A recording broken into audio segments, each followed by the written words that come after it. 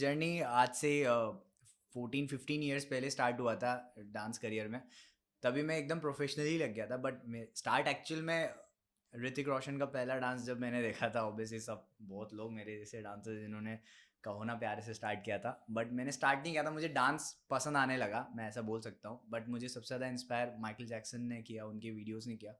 और मैं बताना चाहूँगा सबको, शायद आपको पता भी होगा कि मैं राजस्थान के एक ऐसे छोटी सिटी से बिलोंग करता हूँ जहाँ पे आज भी थिएटर नहीं है, मल्टीप्लेक्स नहीं है। मल्टीप्लेक्स तो बहुत दूर की बात, एक सिंगल थिएटर नहीं है आज भी अच्छे से जहाँ पे लोग एंटरटेन कर सके। तो बहुत बेसिक सा लाइफ स्टाइल है सबका कि सब वही स्कूल कॉलेजेस एंड बिजनेस और जॉब, बस सिंपल सा। आर्टिस्टिक वहाँ पे कुछ इतना बड़ा हुआ नहीं है, जबकि जो मेरा सिटी है वो बहुत जाना जाता है पेंटिंग्स की वजह से और बहुत आर्टिस्टिक चीज़ों की वजह से। और काफ़ी कुछ राजा महाराजाओं के टाइम की बहुत अच्छी अच्छी चीज़ें हैं, but still art art form को वहाँ पे पनपने में बहुत टाइम लगा। तो मैं तब का डांसर हूँ जब शायद डांस या डांस भी नहीं था। एंड तब बोलना बहुत मुश्किल होता था कि मुझे डांस में अपनी लाइफ लेनी है। और मैं बिजनेस फैमिली से बिलोंग करता हूँ, तो वहाँ तो और ज़्यादा प्रॉब्लम हो जाता है कि आप अपने लाइफ के डिसीजन आप नहीं ले सकते, आपके मॉम डैड लेते हैं, क्योंकि ऑब्वियसली वो ज़्यादा अच्छे समझते हैं कि आप या तो जॉब करो अच्छी जगह पे या फिर बिजनेस करो, क्योंकि खुद का एक खानदानी बिजनेस है। तो क्यों एक ऐसी जगह पे जाना जहाँ पे आपका कुछ भी नहीं हो सकता, क्योंकि तभी कुछ करियर ऑप्शन ही नहीं था ना कि, क्योंकि बहुत प्रॉब्लम होता था कि डांस डांस की तरह नहीं बोलते थे, नाच बोलते थे, और नाच को भी बहुत अ, गंदे वर्ड्स में बोलते थे। तो उस सिटी से कैसे मैंने स्टार्ट किया, और इतना थोड़ा टाइम लगा, थोड़ा नहीं ज़्यादा ही टाइम लगा लोगों को समझने दिखने में कि मैं क्या कर रहा हूँ, और मुझे भी समझने में, सीखने में।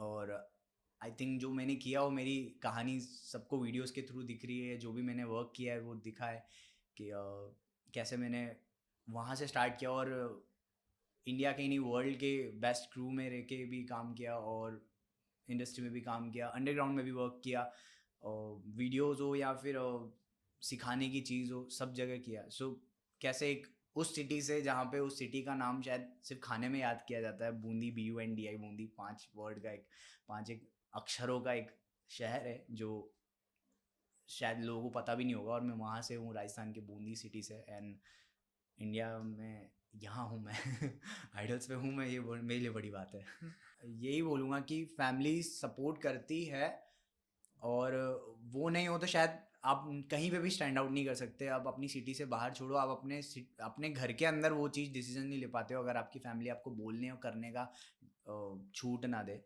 बट जैसे कि मैं बोल रहा हूँ कि मैं एक बहुत वे छोटी सिटी से हूँ, तो ऑब्वियसली वहाँ के लोगों का माइंड सेट भी छोटा ही होता है, क्योंकि वो कितना भी बड़ा सोचने की कोशिश करें, उनके आसपास के लोग, उनके मेरे खुद के फैमिली मेम्बर्स ही मेरे ऊपर डाउट करते थे, क्वेश्चंस करते थे। मेरे डैड ने बहुत कुछ सुना है मेरे लिए, और उन्होंने शायद सपोर्ट ना करने का सिर्फ एक डिसीजन इसलिए लिया क्योंकि मुझे पुश हो सके। तो मुझे बहुत टाइम बाद पता चला कि मेरे डैड मुझे सपोर्ट इसलिए नहीं करते क्योंकि मुझे शायद उसका कीमत पता हो, कि मेरे बाप मुझे सपोर्ट नहीं करता। ये एक वर्ड जो उन्होंने मुझे बोला, जानबूझ के बोला कि मैं कुछ कर लूँ। सो फैमिली सपोर्ट करती है, बट कितने तरीक़ों से कर सकती है, शायद मैंने अपनी लाइफ में बहुत अच्छे से जिया है। कि मम्मा सपोर्ट करती थी डे वन से, बट मेरे डैड ऑब्वियसली, मेरे डैड ऐसे जानबूझ के बोलते कि कंपटीशन चल रहा है, ठीक है, हार के आएगा। जानबूझ के ऐसा बोलते थे कि मैं जीतूं। मुझे बाद में पता चला कि मुझे जानबूझ के वो धक्का देते थे कि मैं उठ के लड़ सकूं। ओके, तो कैसा है कि जैसे अपने लाइफ में कुछ चीज़ें ऐसी होती है जिसमें आप कभी बोरियत फील नहीं करते हो। तो वैसे ही डांस भी ऐसे ही था, मतलब मुझे सब चीज़ों से जल्दी बोरियत सी हो जाती है। मैं डांस में ऐसा था कि मुझे एंड तक मज़ा ही आता था, मतलब मैं जब भी करूँ। बट डांस में भी ऐसा है कि अलग अलग स्टाइल्स है, अलग अलग बॉडी लैंग्वेज पे सूट भी होना चाहिए वो। तो मुझे टाइम लगा खुद को खोजने में कि मैं कि कहाँ पे हूँ, मैं क्या कर सकता हूँ और मेरे लिए बेस्ट क्या है। सो डे वन से मैं अगर बोलूँ तो मैं MJ स्टाइल, मतलब माइकल जैक्सन से ज़्यादा इंस्पायर्ड था, तो मैं उनसे रिलेटेड ही स्टेप्स, वही फुटवर्क्स और हिट्स वगैरह एंड पावर्स यूज़ करना। पॉपिंग मुझे तभी पसंद आया, देन पॉपिंग मैंने स्टार्ट किया, एंड उसके बाद मैंने बहुत सारी स्टाइल्स अपने अंदर डालना स्टार्ट किया। मुझे बहुत अच्छा लगता है, मैं बहुत सारी स्टाइल सीखनी, आज भी कोशिश करता हूँ कि मैं अपने बॉडी लैंग्वेज को कितना और इम्प्रूव कर सकता हूँ मैं, और कितनी सारी स्टाइल्स को अपने अंदर इनबिल्ड करके कुछ नया बना सकता हूँ। तो वो करते करते अचानक कुछ ऐसा हुआ कि जब मैं परफॉर्म करता था किसी भी म्यूज़िक पे, तो मैं सिर्फ स्टेप्स और बीट्स को करता था, बट जब लिरिक्स पे मैं आने लगा, लाइक 10 और 11 से मैंने लिरिकल स्टार्ट किया एक्चुअल में, और एक ही वीडियो मैं रोज़ देखने जाता था, और मुझे बहुत इंस्पायर करते थे फिलिप शिबीब। तो लोग उनकी क्रिएटिविटी देखते, बट मैं उनकी जो म्यूज़िक के साथ कनेक्शंस होते थे, वो जो अपने आप में बहुत नेक्स्ट लेवल चीज़ें क्रिएट करते थे, तो मैं उनसे बहुत इंस्पायर हुआ। But that at the same time मैं खुद भी ऑडिशंस देता था, DID वगैरह सब, DID 2, DID 3, DID 4, 5, जब तक DID आया था तो मैंने सब दिया है। सो तभी है ना, मुझे एक शख्स दिखा, राघव जोयल। जब मैंने राघव भाई को देखा तो उनका एक अलग ही स्टाइल था। तो बहुत कम लोगों को पता है कि वो एक्चुअल में स्लो मोशन है वो लिरिकली करते थे, मतलब जो उनका कोरियोग्राफी सेंस था, म्यूजिकलिटी था, या फिर वो जिस तरीके से स्टोरी टेलिंग करते थे। आज भी नैना लेकिया बारिशां, अगर उसमें लोग सिर्फ तुझे बुला दे वो वर्ड के लिए वेट करते हैं, मैं वेट नहीं करता, मैं स्टार्टिंग से लिरिकली दिखता है मुझे। तो मुझे बहुत ऐसा इंस्पायर किया कि यार ये भी तो मैं ही करता हूँ, मतलब तब मैं करता था बट मैं बहुत बेसिक्स लिरिक्स पे करता था, और मैं बीट्स पे ज़्यादा डांस करता था। तो मैं इंस्पायर हुआ कि मैं भी लिरिक्स पे और क्या कर सकता हूँ। तो जैसे मैं लिरिक्स के तरफ गया तो मुझे इतना ज़्यादा कुछ क्रिएशंस दिखा कि मैंने कहा अब तक शायद मैं नाच रहा था, अब मैं म्यूज़िक को समझ रहा हूँ, अब मैं नाचूंगा नहीं, अब मैं कहानियाँ बताऊंगा जो मेरे अंदर छुपी हुई हैं। क्योंकि वो गाना, एक एक सॉन्ग, एक लिरिक्स के अंदर हज़ारों कहानियाँ छुपी हुई हैं। सो जैसे मैंने बोला कि लॉकडाउन एक ऐसा टाइम था जब मैंने खुद के अंदर और आर्ट फॉर्म्स देखे, तो उसी में ये भी एक था। बट एक्चुअल में देखा जाए तो प्रॉपर रैप नहीं, बट मैं लिखता बहुत टाइम से था।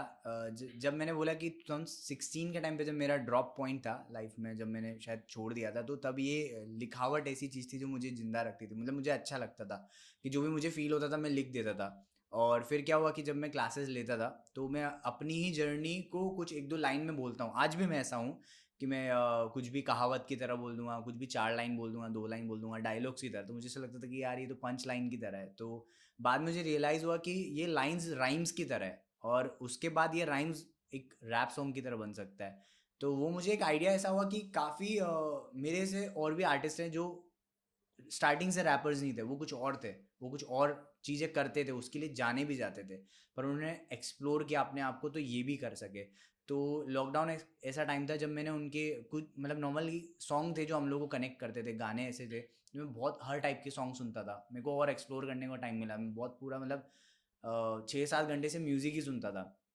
ओके, सो मैं सबको बताना चाहूँगा ये कहानी हम लोग के अंदर की है, बट जब NFT के बारे में मुझे बताया गया था तब मैंने सच में उसको समझा ही नहीं कि लाइक क्या है ये।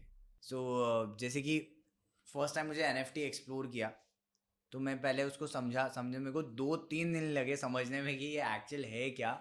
और ये सच में नेक्स्ट लेवल है, ये नेक्स्ट लेवल है, मतलब इंडिया में नहीं पता ऑब्वियसली। बहुत सारे अभी ऐसे जो हैं जो आर्टिस्ट हैं और जो वर्क कर रहे हैं इंडस्ट्री में, और जो अंडरग्राउंड में भी वर्क कर रहे हैं, उन लोग को भी नहीं पता है अभी। तो ये बहुत रेयर है कि लोगों को इसका नॉलेज है या वो नॉलेज शेयर कर रहे हैं NFT के बारे में। तो NFT बहुत नेक्स्ट लेवल चीज़ है। और उसके बाद जैसे कि मुझे मौका मिला कि मैं वो एक इंसान बनूं जो इंडिया का फर्स्ट डांस NFT बना सके, तो मुझे तो क्रियोसिटी होगी कि यार मैं इसको कैसे कर सकता हूँ। और ऑब्वियसली मेरा जो तरीका है सोचने का, वो मेरा बहुत ही ज़्यादा इंडियन वे में मैं सोचता हूँ। मतलब कितनी चीज़ें और ऐसी हैं जो हमारे इंडिया की ऐसी चीज़ें हैं जो बाहर जाके उन्होंने बाहर वालों ने अडॉप्ट किए, और अब वो लोग उसके ओजीज बन रहे जो कि हैं अपनी इंडिया की।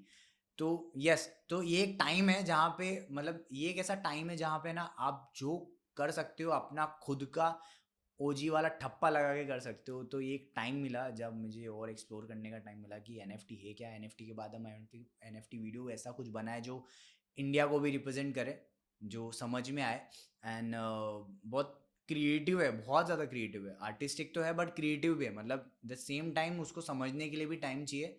और जो समझ गया उसकी वैल्यू, मतलब वो समझ ही जाएगा उसकी क्या। और ओबियसली NFT जो समझता है या जिसने इसके बारे में सुना है तो वो बहुत ज़्यादा समझदार इंसान है वही ये चीज़ का डिसीजन ले लेगा। तो ये इंडिया में, जैसे कि मैं बोलता हूँ कि आइडल्स 2 साल आगे चल रहा है, तो ये इंडिया में भी ऑब्वियसली टाइम लगेगा, बट मैं डेफिनेटली बोल रहा हूँ कि ये बहुत अच्छा फ्यूचर है आर्टिस्ट के लिए भी, और जो आर्टिस्ट नहीं है उन लोग के लिए भी, कि उनसे ये और क्या एक्सप्लोर कर सकते हैं। जैसे कि बहुत ओल्ड स्कूल टाइम है कि आप डांस सिखा के आप कमाओ, या वीडियोस बेच के कमाओ, या आप बिजनेस करके कमाओ। ये बहुत नेक्स्ट लेवल है। जैसे हम लोग कोविड में घर पे रह के कमाए हैं, बहुत लोगों ने कमाया है, और बहुत लोगों ने वो चीज़ फील की है कि कैसे चीज़ें बदल रही है। क्रिप्टो, ये चीज़ नाम ही शायद कोविड के बाद में सुनाई दी लोगों को, उससे पहले उसका नॉलेज ही नहीं था। तो यस, चीज़ें बदल रही हैं। हम लोग हाथ में मनी नहीं ले रहे, हम लोग ऑनलाइन पेमेंट्स कर रहे हैं, बट उसके बाद जो चीज़ें चेंज हो रही है, इक्विटीज़ चेंज हो रही है, बहुत सारी चीज़, मतलब टेक्निकली बात है ये, मतलब वो तो मतलब ऐसा है कि अब तो आपको स्टडी करनी पड़ेगी हर बारे में। और इसका रीज़न ये नहीं है कि आप स्टडी करके क्या करते हो, स्टडी करके आप अपने ही आर्ट फॉर्म के साथ क्या कर सकते हो। ये बहुत अच्छी बात है, जो कि मैं लकी हूँ कि मुझे आइडल्स के साथ मुझे वो नॉलेज भी मिली, जो नॉलेज शायद मुझे बहुत टाइम बाद मिलती। एंड मुझे मौका मिला तो मैंने हमेशा मौके पे अपना बेस्ट दिया ही है, क्योंकि मुझे लगता है कि अगर बेस्ट नहीं दिया तो आप वहीं पे रुक जाओगे। तो यस, मैंने अपना बेस्ट दिया, और जो हमने किया NFT वीडियो, वो बहुत ही लोगों को पसंद आया, बहुत समझ में भी आ रहा है। एंड होप सो कि हम NFTs और करेंगे